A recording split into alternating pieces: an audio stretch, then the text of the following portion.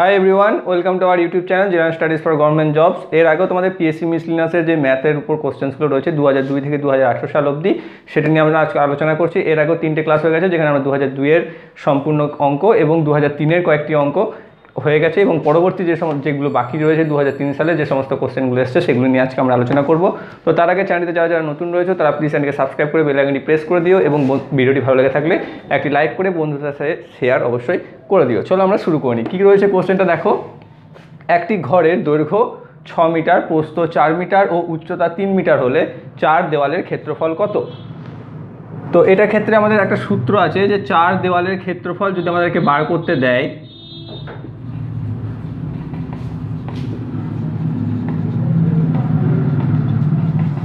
এবং যদি সেখানে আমাদের দৈর্ঘ্য, প্রস্থ এবং উচ্চতা দেওয়া থাকে, তাহলে তার ফর্মুলা হচ্ছে 2 ইন্টু দৈর্ঘ্য প্লাস প্রস্থ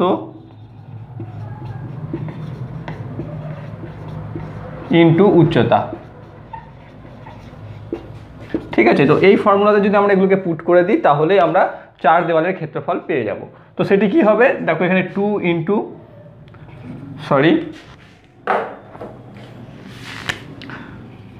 ইন্টু দৈর্ঘ্য কত দিয়েছে 6 মিটার, প্লাস প্রস্থ দিয়েছে 4 মিটার, ইন্টু উচ্চতা দিয়েছে 3 মিটার। তো এই ফর্মুলাতে আমরা বসিয়ে দেবো। তাহলে এটা 4 আর 6 10 হয়ে যাবে, 10 2 20 ইন্টু 3 সমান হচ্ছে 60 বর্গ মিটার। ওকে, অতএব অপশন ডি হচ্ছে এটি সঠিক উত্তর। তাহলে বুঝতে পারলে যে যদি একটি ঘরের দৈর্ঘ্য, প্রস্থ এবং উচ্চতা দিয়ে থাকে এবং 4 দেওয়ালের ক্ষেত্রফল বার করতে বলে, তাহলে আমাদেরকে কি ফর্মুলা দিতে হবে? 2 ইন্টু দৈর্ঘ্য প্লাস প্রস্থ ইন্টু উচ্চতা, এবং তাতে আমরা ভ্যালুগুলো বসিয়ে দিলেই আমরা সরাসরি 4 দেওয়ালের ক্ষেত্রফল পেয়ে যাব। দেখো কি রয়েছে, 2.5 মিটার লম্বা একটি মই একটি দেওয়ালে হেলান দেওয়া আছে। এর উপর প্রান্ত ভূমি থেকে 2.4 মিটার উপরে আছে এবং মইয়ের নিম্ন প্রান্ত দেওয়াল থেকে কত দূরে আছে? তাহলে এটা কি করবে, এটা তোমরা ছবিটা এঁকে নিলে দেখো এটা খুব ক্লিয়ার হয়ে যাবে। ধরো এটি দেওয়াল এবং এখানে তোমাদের মইটা হেলান দেওয়া আছে। ঠিক আছে, কি বলেছে দেখো, 2.5 মিটার লম্বা, অর্থাৎ মইটা হচ্ছে 2.5 মিটার এবং এর উপর প্রান্ত ভূমি থেকে 2.4 মিটার উপরে আছে, অর্থাৎ এইটা হচ্ছে 2.4 মিটার।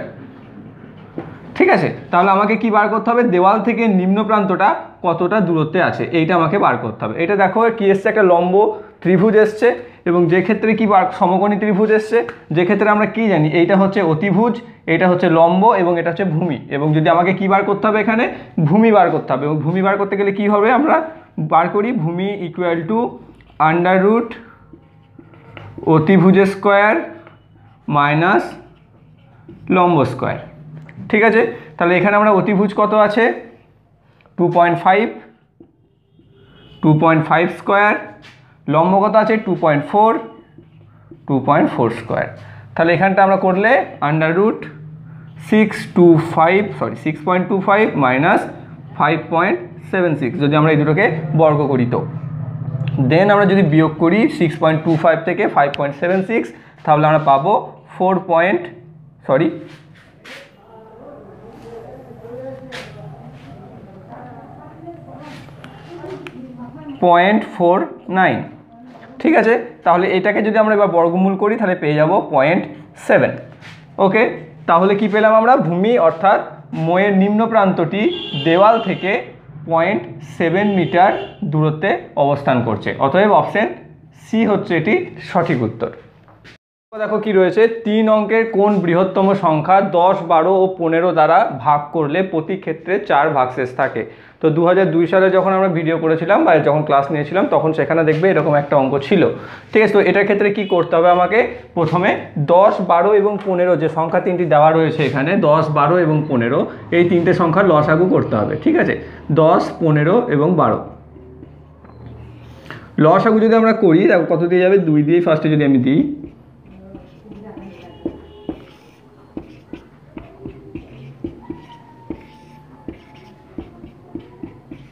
ওকে, তাহলে কি হচ্ছে 2 into 5 into 3 into 2 equal to 60।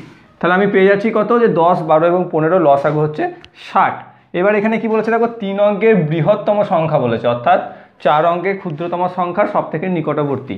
তাহলে 4 অঙ্কের ক্ষুদ্রতম সংখ্যা কত, সেটা হচ্ছে 1000। এবার 1000কে আমরা 60 দিয়ে ভাগ করব।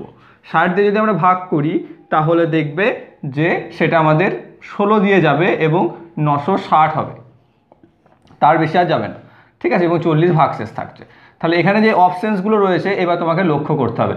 এবার এখানে বলেছে 4 ভাগশেষ থাকবে, তাহলে তার সাথে কি হচ্ছে, এখানে 960 অর্থাৎ 16 বার গিয়ে 960 হয়েছে, এর সাথে আমাকে 4 যোগ করতে হবে। 4 যোগ করলে আমরা কত পাচ্ছি, 964, ঠিক আছে, 964 যেটা হচ্ছে এটা সঠিক উত্তর, সেটা দেখো তুমি অপশানে পেয়ে যাবে। তাহলে এটা হচ্ছে এখানকার সঠিক উত্তর, যে 3 অঙ্কের বৃহত্তম সংখ্যা 964, যেটিকে যদি আমরা 10, 12 এবং 15 দ্বারা ভাগ করি তাহলে প্রতি ক্ষেত্রে 4 ভাগশেষ থাকবে। কি রয়েছে, একটি পার্টিতে পুরুষ ও মহিলার অনুপাত 5:4, কিছুক্ষণ পর 16 জন মহিলা ওই পার্টিতে যোগদান করায় ওই অনুপাত হয়ে যায় 5:6। এই পার্টিতে পুরুষের সংখ্যা কত সেটি আমাকে বার করতে হবে। তাহলে আমরা কি করব, প্রথমে ধরে নেব যেমনভাবে, যে এখানে দেখো প্রথম অনুপাতটা যে রয়েছে সেই অনুপাতের ভিত্তিতে যে ধরি পুরুষ এসছে 5x এবং মহিলা এসছে 4x, ঠিক আছে। তো এটা হচ্ছে প্রথম, এবং কিছুক্ষণ পরে ওই আরও কি হয়েছে, 16 জন মহিলা এসেছে, এবং যার ফলে কি হয়েছে, এখানে মহিলার যে সংখ্যাটা ছিল সেটা হয়ে গেছে আরও 16। ওকে, তাহলে ওই অনুপাতটা তখন হয়েছে কত, 5:6। অতএব 5x by 4x plus 16 equal to 5/6, যেটা হচ্ছে দ্বিতীয় অনুপাত। তাহলে এই শর্তটা আমাদেরকে ফেলতে হবে এবং এখান থেকে x ভ্যালু বার করতে হবে। এখান থেকে যদি আমরা x ভ্যালু বার করি তাহলে দেখো 30x equal to 20x plus 80, এবং এখান থেকে 30x এটা এইদিকে এসে মাইনাস হয়ে যাবে এবং দাঁড়াবে 10x ইকুয়াল টু 80 এবং x ইকুয়াল টু 8। ওকে, এবার আমি ধরেছিলাম পুরুষ সংখ্যা কত, 5x জন, অথবা x ইকুয়াল টু আমরা বেরিয়ে গেছে 8, অথবা পুরুষ সংখ্যা কত পাচ্ছি আমরা, 5 × 8 ইকুয়াল টু 40। অতএব অপশন বি হচ্ছে এটির সঠিক উত্তর। অঙ্কটা দেখো কি রয়েছে, একজন লোক বার্ষিক 10% সুদে 400 টাকা ধার নেয়, তার 1 বছর পর বার্ষিক 12% সুদে 500 টাকা ধার নেয়। উভয় ক্ষেত্রে সুদের পরিমাণ একই হবে প্রথম ধারের সময় থেকে হিসাব করে কোন সময় পর, ঠিক আছে। অপশন এসছে 2 বছর পর, 3 বছর পর, 4 বছর পর, না 5 বছর পর। তো এই অঙ্কটা দেখো, এই অঙ্কগুলো কিন্তু একটু মুশকিলের, অর্থাৎ তুমি শর্টকাট মেথড যদি না জেনে থাকো তাহলে কিন্তু করা মুশকিল। কি বলেছে এখানে, বার্ষিক 10% সুদের হারে প্রথমে সে 400 টাকা ধার করে এবং পরবর্তীতে তার 1 বছর পরে সে আবার 12% সুদের হারে 500 টাকা ধার করে, এবং আমাকে বার করতে হবে কত বছর পর এই উভয় ক্ষেত্রেই সুদের পরিমাণ একই হবে। তো সেক্ষেত্রে ধরে নিতে হবে কি, আমরা যে ধরি x বছর পর, যেটা আমাকে বার করতে হবে। তাহলে কি হচ্ছে, x বছর পর 10% সুদের হারে 100 টাকার সুদ কত হবে, 400 × 10 × x ডিভাইডেড বাই 100। এবার দেখো x বছরটা হচ্ছে কি, প্রথম থেকে ধরে নিয়েছিলাম আমরা প্রথম ধারের সময় থেকে, যেটা এখানে হাইলাইট করে দেওয়া আছে। অতএব তার 1 বছর পর আমরা দ্বিতীয় সুদটা নিয়েছিলাম, তো সেক্ষেত্রে আমাদের কী করতে হবে, পরবর্তী ক্ষেত্রে 500 টাকার ক্ষেত্রে সুদটা যখন আমরা বার করব সেক্ষেত্রে x - 1 হয়ে যাবে ডিভাইডেড বাই 100। তো এই দুটো হচ্ছে সুদ, যেটা হচ্ছে সমান। এখানে আমাকে x এর ভ্যালু বার করতে হবে। x এর ভ্যালু যদি আমরা বার করি তাহলে এখানে প্রথমেই তোমরা নিচে 100 দুটি কেটে দিতে পারবে, এবং কেটে দিলে এখানে কি পাচ্ছি, 400 plus 10x equal to 500 into 12x minus 12। ওকে, তাহলে এখান থেকে আমরা কি পাচ্ছি, 10x, এটা গুণ সম্পর্কে আছে, 4000x equal to 1200x minus 12। এটা একটু কাটো। পরবর্তী অঙ্ক দেখো কি রয়েছে, একটি লোক 4 টাকায় 5টি জিনিস ক্রয় করে 5 টাকায় 4টি জিনিস বিক্রয় করেন, তার শতকরা লাভ কত। অপশন রয়েছে 32.1-3%, 41.2-3%, 56.1-4% এবং 66.2-3%। তো এক্ষেত্রে কি রয়েছে, তিনি 5টি জিনিস ক্রয় করছেন কত টাকায়, 4 টাকায়, আর বিক্রি করছেন কি 4টি জিনিস 5 টাকায়। তাহলে এখানে মোট ক্রয় মূল্য কত, মোট ক্রয় মূল্য হচ্ছে 4 × 4 ইকুয়াল টু 16 টাকা। আর 5টি জিনিসকে তিনি বিক্রি করছেন কত টাকায়? 5 × 5 ইকুয়াল টু 25 টাকায়। এটা হচ্ছে ক্রয় মূল্য, এটা হচ্ছে বিক্রয় মূল্য। ঠিক আছে, তিনি 16 টাকায় কিনে বিক্রি করছেন 25 টাকায়, তাহলে তিনি লাভ করছেন কত টাকা? সরাসরি 25 থেকে আমরা 16 বিয়োগ দিয়ে দেবো, সেটা হচ্ছে 9 টাকা। ওকে, তাহলে কি হচ্ছে, এটা 9 টাকা লাভ করছে কত টাকাতে? তিনি 16 টাকাতে। তাহলে 16 টাকায় জিনিসটা কিনেছেন এবং কিনে তিনি লাভ করলেন 9 টাকা। তাহলে তার শতকরা হার বার করতে গেলে আমাকে 100 দিয়ে গুণ করতে হবে। 100 দিয়ে গুণ করলে আমরা পেয়ে যাব কত? 56.1/4%। ওকে, অপশন সি হচ্ছে এটির সঠিক উত্তর। যদি এরকম দেওয়া থাকে 5 টাকায় 4টি জিনিস ক্রয় করে 5 টাকায় 4টি জিনিস বিক্রয় করেন, 4 টাকায় 5টি জিনিস ক্রয় করে 5 টাকায় 4টি জিনিস বিক্রয় করেন, তাহলে কি করতে হবে আমাকে? সবার ফার্স্টে ক্রয় মূল্য এবং বিক্রয় মূল্য বার করতে হবে এবং পরবর্তীতে তার মধ্যে থেকে লাভ আমাকে বার করতে হবে। লাভ বার করার পর তার শতকরা হার আমাকে বার করতে হবে। সেই হিসাবে আমরা এই অঙ্কটার উত্তর পেয়ে গেলাম 56.1/4%। পরবর্তী অঙ্ক দেখো কি রয়েছে, দুটি সংখ্যার যোগফল 240 ও ভাগফল 3 হলে তাদের বিয়োগফল হয় 70, 90, 120 না 180। এরকম এখানে কি রয়েছে, দুটো সম্পর্ক দেওয়া আছে এখানে। একটি হচ্ছে দুটি সংখ্যার যোগফল যেটি হচ্ছে 240 এবং সেই সংখ্যা দুটির ভাগফল যেটা হচ্ছে 3। তো সেটাই আমরা ধরে নেবো যে সংখ্যা দুটি হচ্ছে x এবং y। তাহলে কি হচ্ছে, প্রথম শর্ত অনুসারে x + y = 240 এবং দ্বিতীয় ক্ষেত্রে কি রয়েছে, ভাগফল অথবা x/y = 3। তাহলে এই শর্তটা থেকে আমরা যে কোনো একটা y বা x এর মান বার করতে পারি। যেমন x হচ্ছে 3y। এবার এই ভ্যালুটা আমরা এই যে এখানে যে x রয়েছে সেই x এ বসিয়ে দেবো এবং বসালে কি পাবো দেখো, 3y যদি বসিয়ে দিই 3y + y = 240, যেটি হচ্ছে 4y = 240 বা y = 60। ঠিক আছে, y যদি আমরা পেয়ে যাই তাহলে আমাকে কি বার করতে হবে? এখনই যদি আমরা 240 থেকে বিয়োগ করে দিই তাহলে কিন্তু উত্তরটা হবে না, তাহলে আমরা অন্য সংখ্যাটি পাবো। দেখো y পেয়েছি, অতএব x = 240 - y, যেখান থেকে আমরা পাচ্ছি 240 - 60 = হচ্ছে 180। তাহলে দুটি সংখ্যা পেলাম আমরা এখানে, একটা সংখ্যা হচ্ছে 180 এবং অপর সংখ্যাটি হচ্ছে 60। তাহলে সংখ্যা দুটির বিয়োগফল কত হবে? 180 - 60 = 120। অতএব অপশন সি হচ্ছে এটির সঠিক উত্তর। পরবর্তী অঙ্ক কি রয়েছে দেখো, একটি পোস্টেজ স্ট্যাম্পের পাতা 24 সেন্টিমিটার চওড়া ও 30 সেন্টিমিটার লম্বা। প্রতিটি স্ট্যাম্প 2 সেন্টিমিটার চওড়া ও 3 সেন্টিমিটার লম্বা হলে ওই পাতায় কতগুলি স্ট্যাম্প আমরা পাবো? ঠিক আছে, তাহলে এক্ষেত্রে প্রতিটি স্ট্যাম্পের সংখ্যাটা যদি আমরা বার করতে চাই, যে মোট স্ট্যাম্পের সংখ্যা ইকুয়াল টু কি হবে, পাতার ক্ষেত্রফল, অর্থাৎ পোস্টেজ স্ট্যাম্পের পাতাটার ক্ষেত্রফল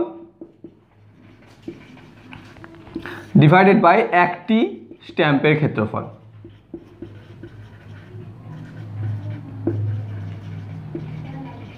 ক্ষেত্রফলের সূত্র কি, দৈর্ঘ্য ইন্টু প্রস্থ। সেক্ষেত্রে প্রথমে পাচ্ছি পাতাটার ক্ষেত্রফল 30 × 24 এবং একটি স্ট্যাম্পের ক্ষেত্রফল হচ্ছে 2 × 3। তাহলে এটা আমরা কাটাকাটি করলে দেখো, এটা 15, এটা 8, অতএব 8 15 কত হচ্ছে 120,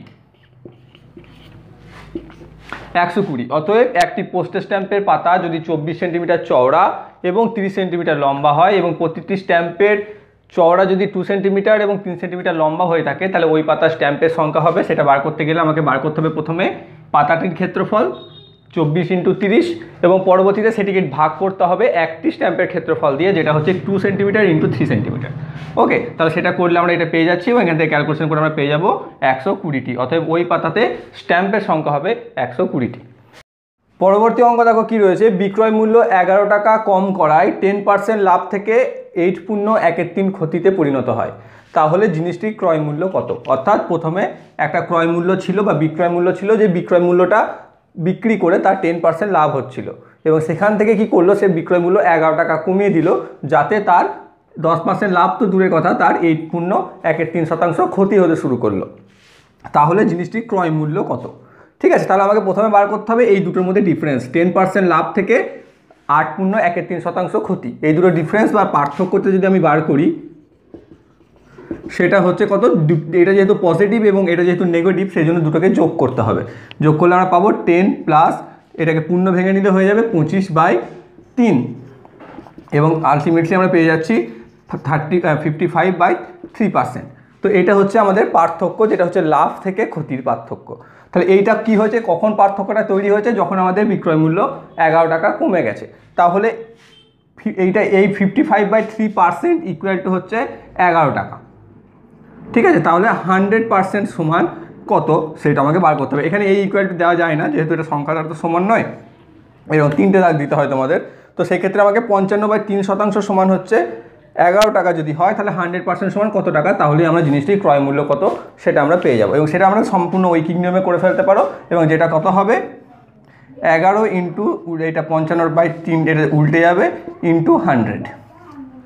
ওকে, এবং সেক্ষেত্রে যদি আমরা কাটাকাটি করি তাহলে আমরা পেয়ে যাব 60 টাকা। অপশান বি হচ্ছে এটি সঠিক উত্তর। অর্থাৎ বিক্রয় মূল্য যদি 11 টাকা কম করে দিই তাহলে 10% লাভ থেকে 8.13% ক্ষতিতে নেমে আসে। সেক্ষেত্রে জিনিসটি ক্রয় মূল্য যদি আমাকে বার করতে দেয় তাহলে সবার প্রথমে আমাকে কী বার করতে হবে, জিনিসটির ডিফারেন্সটা কত হলো লাভ থেকে ক্ষতিতে। এবং যদি এইটা দেখো লাভ রয়েছে, এটা যদি লাভেই থাকতো যে 10% লাভ থেকে 5% লাভে এসছে, সেক্ষেত্রে কিন্তু বিয়োগ করতে হতো, কিন্তু যেহেতু এটা লাভে আছে এটা ক্ষতিতে আছে সেই জন্য, অর্থাৎ এটা যদি 0 হয়, এই দিকে যদি লাভ হয় এই দিকে যদি ক্ষতি হয়, তাহলে এইখানে আছে 8.13 আর এখানে আছে 10% লাভ। তাই দুটোর মধ্যে ডিফারেন্স করতে গেলে আমাকে বার করতে গেলে কী করতে হবে, যোগ করতে হবে। সেটা আমাকে এখানে করতে হবে এবং সেটা যোগ করার পর আমরা পাচ্ছি কত 55/3%, এবং যেটা ভ্যালু কত 11 টাকা কম করার জন্য হয়েছে। তাহলে সেটা ইকুয়াল টু হচ্ছে 11 টাকা। তাহলে 100% বা 100% ইকুয়াল টু কত সেটা বার করলে আমরা পেয়ে যাচ্ছি যে জিনিসটির ক্রয় মূল্য হচ্ছে 60 টাকা। অপশন বি হচ্ছে এটির সঠিক উত্তর। ধরে নাও প্রথমের অঙ্কটি কী রয়েছে দেখো, একটি লোক টাকায় 20টি ও টাকায় 30টি দামে সমান সংখ্যক লেবু ক্রয় করেছিল এবং সেগুলিকে একসাথে টাকায় 25টি দামে বিক্রয় করলে তার লাভ বা ক্ষতির পরিমাণ কত হবে। অর্থাৎ তিনি কি করেছেন, 1 টাকায় 20টি লেবু এবং 1 টাকায় 30টি লেবু করে তিনি সমান সংখ্যক 2 রকম লেবু ক্রয় করেছেন, এবং ক্রয় করার পর তিনি সেটা একসাথে টাকায় 25টি করে বিক্রয় করলেন, এবং বিক্রয় করার পর তার লাভের বা ক্ষতির পরিমাণ কত হলো, 3% ক্ষতি, 4% লাভ, বা 4% ক্ষতি না 2% লাভ।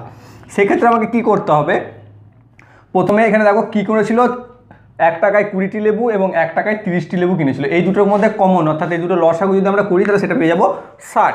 তাহলে ধরে নিতে হবে যে উভয় প্রকার লেবু তিনি 60টি ক্রয় করেছিলেন, এবং সেক্ষেত্রে প্রথম প্রকার লেবুর জন্য তিনি ব্যয় করবেন কত টাকা, 60/20 টাকা, এবং দ্বিতীয় ক্ষেত্রে তিনি লেবুর জন্য ব্যয় কত করবেন, 60/30 টাকা। ঠিক আছে, কারণ তিনি 1 টাকায় 20টি এবং 1 টাকায় 30টি লেবু ক্রয় করেছিলেন, এবং ধরে নিলাম যে দুটোই তিনি 60 করে কিনেছিলেন। সেক্ষেত্রে এটা দেখো কেটে গেলে পাবো 3 আর এটা 2। সেক্ষেত্রে মোট তিনি ক্রয় করেছেন 5 টাকার লেবু, এবং মোট লেবু তিনি কতগুলো ক্রয় করেছেন, 120টা। বিক্রি করেছেন কততে, 1 টাকায় 25টি করে। তাহলে তার বিক্রয় মূল্য আমরা কত পাচ্ছি, যেটা আমরা পাচ্ছি 4.8 টাকা। যদি আমরা 120কে 25 দিয়ে ভাগ করি তাহলে পেয়ে যাবো 4.8 টাকা। তাহলে তিনি কিনেছেন 5 টাকার লেবু এবং সেই লেবুটিকেই তিনি বিক্রি করছেন 4.8 টাকায়। তাহলে তার কি হলো, তিনি কিনেছেন বেশি টাকা দিয়ে, বিক্রি করেছেন কম টাকাতে, তাহলে তার লোকসানের পরিমাণ হচ্ছে, লোকসান কত হয়েছে, 5 - 4.8 টাকা বা 0.2 টাকা। কত টাকার মধ্যে সেই ক্ষতিটা হয়েছে, 5 টাকায় কিনে, তাহলে 0.2/5 × 100 করলে আমরা সেটা শতকরা কত ক্ষতি হয়েছে তার সেটা আমরা পেয়ে যাব। এবং সেটা যদি আমরা করি, এখানে 20কে 0.2 দিয়ে গুণ করলে পেয়ে যাব 4%, যেটা হচ্ছে ক্ষতি। অতএব তিনি 1 টাকায় 20টি লেবু এবং 1 টাকায় 30টি লেবু করে সমান সংখ্যক লেবু কিনে যদি 1 টাকায় 25টি দামে তিনি বিক্রয় করেন তাহলে তার ক্ষতি হচ্ছে 4%। প্রথমে আমি কি করতে হবে আর একবার বলে দিই, যে এখানে যে সংখ্যক লেবু তিনি কিনেছেন 1 টাকায় এবং এইটা 2 প্রকার লেবু, সেটাকে লসাগু করে আমার একটা কমন সংখ্যা তৈরি করতে হবে, দিয়ে সেটাকে আমাকে ধরে নিতে হবে যে ধরি তিনি উভয় প্রকার লেবু 60টি করে ক্রয় করেছিলেন। তাহলে 60টি করে লেবু প্রথম প্রকার ক্রয় করতে তার কত লেগেছিল, 60/20 = 3 টাকা, এবং দ্বিতীয় ক্ষেত্রে তার লেবু ক্রয় করতে কত টাকা লেগেছিল, 60/30 = 2 টাকা। তাহলে মোট তার কত টাকা লাগলো, 5 টাকা, এবং মোট লেবুর সংখ্যা কত, 60 + 60 120 টাকা, এবং সেক্ষেত্রে তিনি বিক্রি করেছেন টাকায় 25টি করে। তাহলে কত টাকা পাবেন তিনি বিক্রি করে, 120/25 = 4.8 টাকা। তাহলে তিনি কিনছেন 5 টাকায়, বিক্রি করছেন 4.8 টাকায়, তাহলে তার ক্ষতি হচ্ছে কত, 2 টাকা, সেটা ক্ষতিটা হচ্ছে কত টাকার মধ্যে? 5 টাকার মধ্যে 0.2 টাকা, এবং সেটাকে যদি আমরা 100 দিয়ে গুণ করে দিই তাহলে সেই ক্ষতির শতকরা হার আমরা পেয়ে যাব, যেটি হচ্ছে 4% ক্ষতি। নেক্সট এবং আজকে শেষ অঙ্ক দেখো কি রয়েছে, 7.0225 সংখ্যাটির ধনাত্মক বর্গমূল হলো কি? রয়েছে কি অপশন? 0.265, 0.0265, 25.5 অ্যান্ড 2.65। তো এটাকে কি করতে হবে আমাকে? দেখো দশমিক দিয়ে দিলে আমাদের বর্গমূলে একটা সমস্যা বা আমাদের ভীতি তৈরি হয়ে যায়, যেটা হচ্ছে এইভাবে, যেমন এই অঙ্কটা রয়েছে। তো এটাকেও আমাকে ঠিক সেইভাবে, যেভাবে আমরা বর্গমূল করে থাকি সংখ্যার ভাগ প্রক্রিয়ায়, সেই রকম বর্গমূল করতে হবে। ভেবে নেবে দশমিকটি নেই। সেক্ষেত্রে আমাকে বর্গমূল যদি আমরা করি তাহলে কি করব? প্রথমে ডান দিক থেকে দুটো দুটো করে আসতে হয় আমাকে বেরিয়ে, যে শেষ যেটা থাকে সেটার কাছাকাছি ধনাত্মক পূর্ণবর্গ সংখ্যা আমাকে যেতে হয়। যেমন এখানে 7 রয়েছে, তাহলে আমি 2 দিয়ে দিতে পারি, 2 2 4। এখান থেকে পাচ্ছি আমি কত? 3, এবং পরবর্তী দুটো সংখ্যা এখানে নামবে, সেটা হচ্ছে 0 2, এবং তারপর কি হচ্ছে এখানে 2 এর ডবল 4 এখানে চলে আসবে, এবং তারপর কত দিয়ে গুণ করলে এর কাছাকাছি যাচ্ছি আমরা সেটা দেখতে পাবো। সেটা দেখতে হলে আমাকে দেখতে হবে এখানে 6 দিয়ে যদি আমরা গুণ করি, 46কে 6 দিয়ে, তাহলে আমরা কত পাচ্ছি? 276, ঠিক আছে। এবং বেড়ে বিয়োগ করলে আমরা কত পাচ্ছি? 26, এবং পরবর্তী 2 5 এখানে নেমে যাবে, এবং তারপরে এখানে কি আসবে? 26-এর ডবল 52, এবং 52কে যদি আমরা এখানে 5 দিয়ে গুণ করে দিই তাহলে 525কে 5 দিয়ে গুণ করলে আমাদের এটা মিলে যাবে। অতএব আমাদের এই সংখ্যাটা, দশমিক ছাড়া সংখ্যাটির বর্গমূল হচ্ছে 265। এবার আমাকে কি করতে হবে? এখানে দেখো কতগুলি সংখ্যার আগে দশমিক রয়েছে, এখানে দেখো 4টি সংখ্যার আগে দশমিক রয়েছে। অতএব বর্গমূল যেটা আমরা করব সেটার, এটাকে বর্গমূলের সময় কি হয়, এটা 4টে আছে মানে বর্গমূলের ক্ষেত্রে দুটো আগে দশমিক বসে যাবে। অতএব এখানে আমরা পেয়েছিলাম 265 বা 265, এবং এটা অতএব 7.0225 এর বর্গমূল হচ্ছে এর দুটো আগে দশমিক বসে যাবে এবং হয়ে যাবে 2.65। অতএব 7.0225 সংখ্যাটির ধনাত্মক পূর্ণ বর্গমূল হলো 2.65। অপশন ডি হচ্ছে এটির সঠিক উত্তর। আশা করছি ভিডিওটি তোমাদের ভালো লেগে থাকবে, এবং ভালো লেগে থাকলে অবশ্যই লাইক এবং বন্ধুদের শেয়ার অবশ্যই করে দিও, এবং চ্যানেলটি যদি তোমরা নতুন হয়ে থাকো তাহলে প্লিজ চ্যানেলকে সাবস্ক্রাইব করে রেখো, এবং পিছনে অলরেডি আমাদের 3টে ক্লাস নেওয়া হয়ে গেছে, সেগুলো যদি এখন অ্যাটেন্ড না করে থাকো তাহলে প্লিজ সেগুলোকে অ্যাটেন্ড করে নিও, যার লিঙ্ক তোমাদের ডিসক্রিপশন বক্সে দেওয়া থাকবে। এবং এগুলোর ডেসক্রিপশন টাইপসের পিডিএফগুলো পাওয়ার জন্য ডেসক্রিপশন বক্সে দেওয়া টেলিগ্রাম চ্যানেলে জয়েন করে নাও, এবং সেখান থেকে তোমরা পিডিএফগুলো পেয়ে যেতে পারবে। Thank you for watching. পরবর্তী অঙ্ক দেখো কি রয়েছে, একজন লোক বার্ষিক 10% সুদের 400 টাকা ধার করে, তার 1 বছর পর বার্ষিক 12% সরল সুদের হারে 500 টাকা ধার করে, এবং কি বলেছে উভয় ক্ষেত্রে সুদের পরিমাণ একই হবে কত বছর পর? সেটা সময়টা বার করতে হবে প্রথম বছর থেকে ধরে, বা প্রথম ধারের সময় থেকে ধরে নিয়ে, যেটা তোমাদের এখানে হাইলাইট করে বলেই দেওয়া আছে কোশ্চেনের মধ্যে। অপশন রয়েছে 2 বছর, 3 বছর, 4 বছর ও 5 বছর। তো এক্ষেত্রে কি করতে হবে? আমাকে প্রথমে ধরে নিতে হবে যে ধরি সেটা সুদটি সমান হবে x বছর পর, ঠিক আছে। ধরি সুদটি সমান হবে x বছর পর। এবার 400 টাকার 10% হারে x বছরের সুদ কত হবে সেটা আমাকে বার করতে হবে। সেটা সূত্র হচ্ছে 400 ইন্টু 10% ইন্টু বছর হচ্ছে x ডিভাইডেড বাই 100। এইটার সাথে কি বলেছে, দ্বিতীয় ক্ষেত্রে যে 12% হারে 500 টাকা আমরা ধার নিয়েছি সেটাও ইকুয়াল হবে, ঠিক আছে। এবং সেই ক্ষেত্রে কি হচ্ছে দেখো, এখানে বলে দেওয়া আছে 1 বছর পর, অর্থাৎ দ্বিতীয় ক্ষেত্রে যখন আমরা বার করব সুদটা তখন x - 1 বছরের বার করব, এবং সেক্ষেত্রে কি হবে, এটা 500 into 12 into x - 1 year divided by 100। তাহলে উভয় ক্ষেত্রে সুদ যেটা হচ্ছে সমান শর্তানুসারে। এবং এই ক্ষেত্রে যদি আমরা এটা করি, প্রথমে 100 বাদ দিয়ে দাও তোমরা, এবং পরবর্তীতে দেখো 400 ইন্টু 10 মানে হচ্ছে 4000x equal to 5 × 6000 x minus 6000, এটা আমরা পেয়ে যাচ্ছি। এবার এখান থেকে আমরা কি পাবো, 6000x minus 4000x equal to 6000। ওকে, এখান থেকে আমরা পাচ্ছি 2000x ইকুয়াল টু 6000, অতএব x ইকুয়াল টু হচ্ছে 3, ঠিক আছে। অতএব আমরা 3 বছর পর, অপশন বি যেটি রয়েছে 3 বছর পর উভয় ক্ষেত্রে সুদের পরিমাণ সমান হবে। ক্লিয়ার হয়ে যাবে?